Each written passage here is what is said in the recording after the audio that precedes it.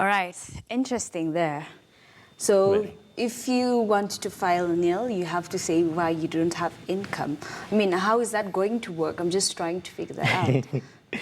I like your first word as an intro to that. Interesting. Yeah. It is very interesting, and it's because we are interesting people as Kenyans. One thing is about, is it 2 or 3 weeks ago, the Kenya National Bureau of Statistics released some information, data on the budget survey, the household survey, and part of that was that the poverty indices for Kenya are actually going down from about 12.7 to right now we are talking about 7.4, 7.5. Yes. Which I want to link to this because then the question that then begs for me is, has the government been able to do two things? One, create opportunities for employment for the people then to be able to generate revenue and then get taxed. The second thing is, I am sure that this is not the first time this is happening because initially, up to about 2 to 3 years ago, we used to print those KRA forms and you literally fill it and you can imagine and go queue. The queues, people just waking up. I remember the first time I did it, I woke up and I was there at about 10 minutes past 4 a.m. because I was told, you must go. Yeah. And if you don't go, you will be arrested. But since then, really, digital came in. Today, you can comfortably do it at the, from your comfort of the chair. Yeah. Whether nil or no nil, the last thing for me, so that probably Oliver can also have some time, is what happens to the defaulters? We have people who make monies in this country, but we never really get to be told how much taxes they pay, whether that needs to be opened up so that it is Article 55 issue, access to information, which then is supposed to guide this process, I think would be something important because as we sit here today, counties have not been given lots of the chunks of their monies to be able to render services to the people. And that is why, that is because partly the National Treasury has not been able to collect revenue, which KRA is supposed to be assisting in the process. So I think for me, it's good for us to move on as a country. This is very progressive. It is development conscious. But I think that, yes, as a people, again, we are good at coming up with very exciting things, very innovative elements to be able to safeguard our country. But the question is, beyond this launch and this nice talk about it, I think that's just it. If we do not put in place measures to be able to ensure that people who default on tax payment, and even a reason for filing nil would be so many things. Today, everyone is talking about economy because of politics. Yes. The year has not been good, you know that. Yeah. You know? Yeah, so just say it affects you can even file nil. Exactly, the year has not been, my business is just beginning to pick up. And so many other sectors that are therefore supposed to be part and parcel of GDP generation and growth. I think we need to move further beyond just doing this newspaper, this news piece, and look at how we can be able to work together with KRA to be able to ensure that this is lived and that it is responsive to why it is being done. You know, earlier on you said Kenyans are very interesting people. Of course, yeah. And we know how creative Kenyans can be. So coming up with a lie to say why you filed nil, I don't think that would be hard for them. If KRA does not follow up, then so many of taxpayers are just going to find fictitious and exciting and interesting excuses, really, to be able to circumvent this. All right, but then what happens to the mamambogas, you know? Actually, matters of tax in this country and what the role of KRA, I think is one of those gray areas we have as a nation. We only talk about it in hushed tones because it is, anytime we talk about KRA, people feel they are coming for us. People need to realize that KRA is not KRA for itself. It's KRA for us. Without paying taxes, we cannot demand development. The more we talk about development, the more we should go to our pockets to pay taxes. But what must be done is that the payment of taxes must be spread across the spectrum such that we do not have what we call equality in paying taxes in terms of gain, but equality in terms of what you have. The people who gain a lot or who have a lot should pay a lot because it means they have benefited a lot from the systems of government. Not like a mama mboga whose only belonging or whose only ownership is on that hut alongside the road. There are very many other things we need to do. Do all these people industrialize and everybody pay taxes? And as we give them rebates, do we give them rebates in a manner that it safeguards the issues of tax avoidance and tax evasion? One of the two is lawful, but the other one is illegal. Yeah. We must protect ourselves from that. And then again, this issue of filing nil returns. Do we have enough civic education around tax issues? No. Mama Mboga does not understand what filing nil is or not. Because whenever he goes to a cyber, if they have a PIN number, that is, whenever they go to a cyber... By the way, if they do. Yes, whenever they go to a cyber, the cyberman will tell them, no, this is how I'll do it. So we end up having forms generated by cyber people in our countryside.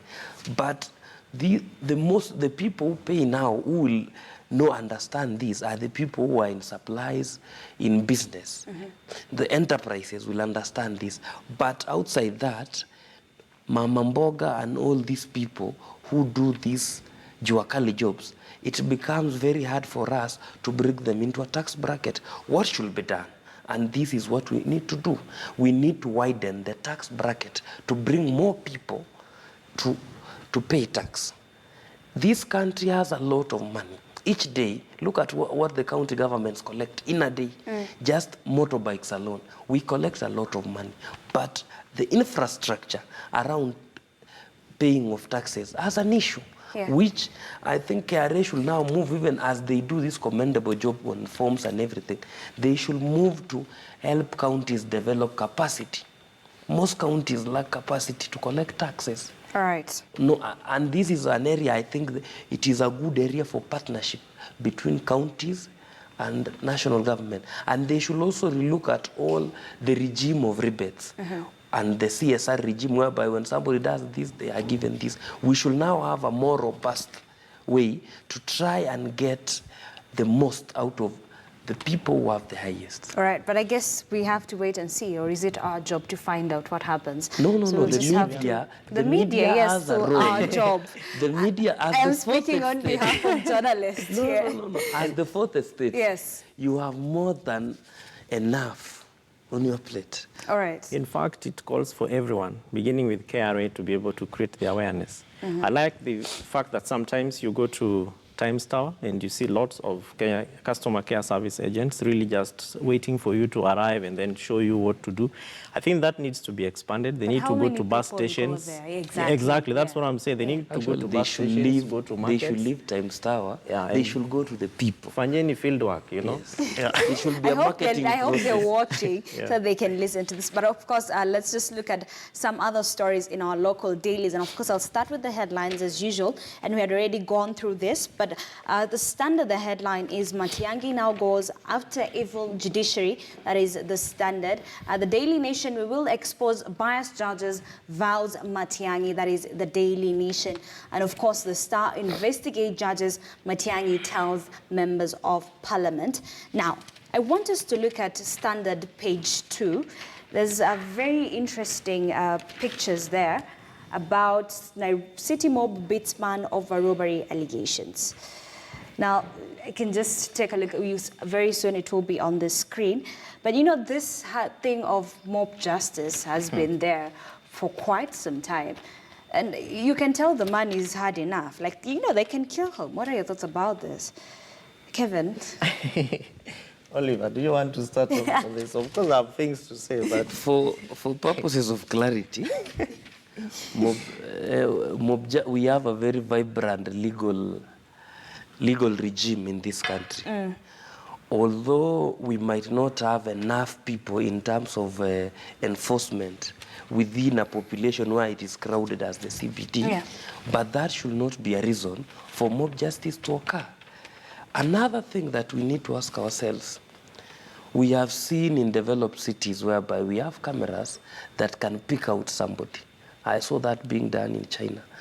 China and Kenya, you know. Can pick out somebody. You know, Yeah, we hardly haven't hacked traffic lights. we are Yes. relatives. Eh? So we have a good partnership, the Chinese-Kenyan partnership. But That is what we should be using at this level. We had a good infrastructure in terms of security system in Nairobi when Safaricom and police securities did a collaboration and came up with that integrated security system. Yeah.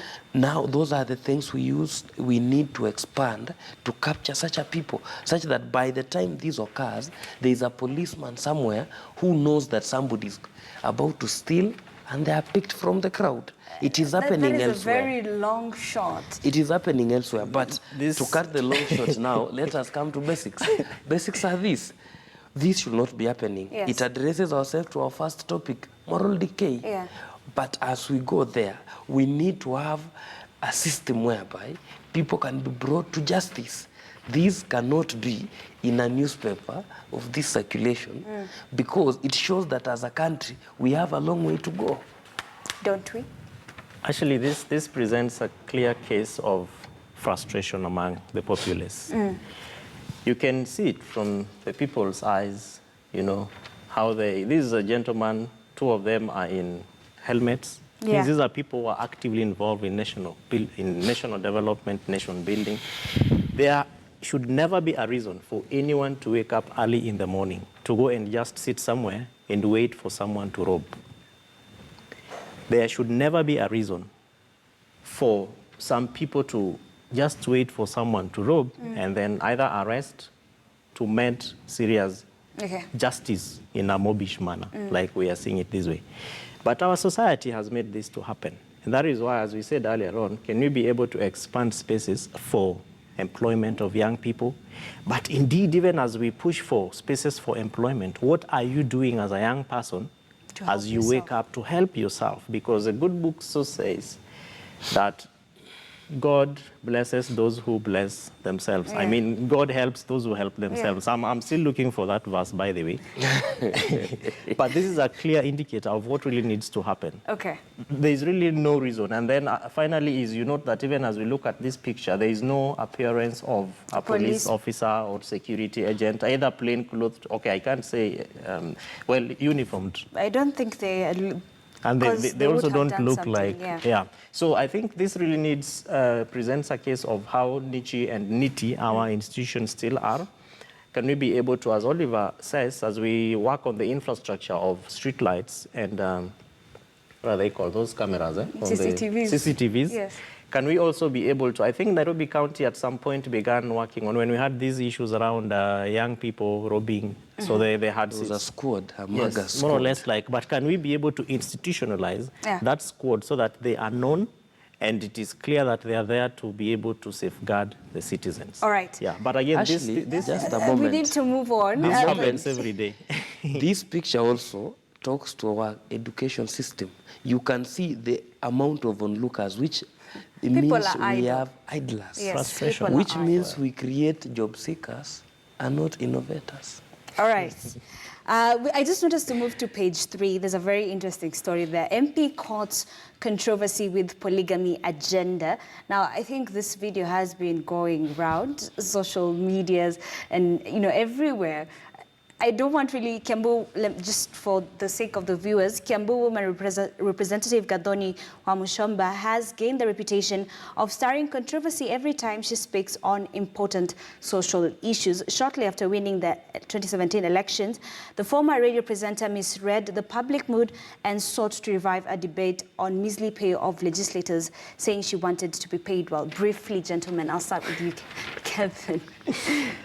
I am laughing because this is good.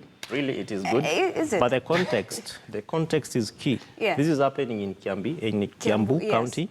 We know the narrative that has been, of course, over the years, doing rounds within Central Province about men and their drinking habits. Of course, it's not bad to drink, but if you do it, the manner in which same way we saw this video is the same way we have also seen those other videos. Briefly. But this is a discussion that will not take place in Nyanza. It will not take place in Coast. So I think we need to discuss this within the context. And it presents the case of what is Kiambu County Assembly doing, among other issues, to be able to address the concerns that the Member of Parliament is raising. Okay, Oliver, briefly. We are dealing with the issue of flowers and not the seeds. Okay. we are dealing with the issue of the tail and not the head. The head in this issue is alcoholism. Let us address it. Wamuchomba, I love her political career, by the way, of how, you know, whenever you want to steer conversations, you talk things that evoke emotions. That is how you steer conversations. It is the right conversation, but from the wrong forum. All right. This should come from Kenya National Bureau of Statistics, not a politician. When we are talking about trying to have family planning issues, this should not be discussed. But the main agenda or the main issue that Wamuchomba should address is the issue of alcoholism. Try to work on rehabilitating these people. Because yes, you can have all the incentive. There was an MCA the other time who brought, even when somebody gives birth, they are paid. But I don't know how much that gathered, because the main issue is the people who sire.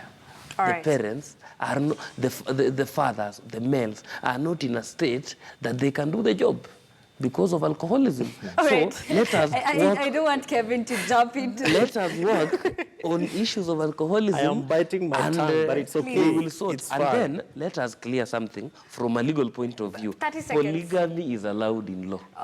Okay, I'll just leave it there. Thank you very much to my immediate right, Kevin Asido, a governance expert, and of course, Oliver Kipchumba, who is an advocate and a political commentator, yeah? And that's where we come to a close for our viewers on KTN Home. Of course, if you want to get to know more on those stories, you can always get your copy of The Standard or go to www.standardmedia.co.ke. For our viewers on KTN News, we take a short break. But when we come back, it will be time for Newsroom. And we'll be discussing how exactly did the media cover the Miguna situation.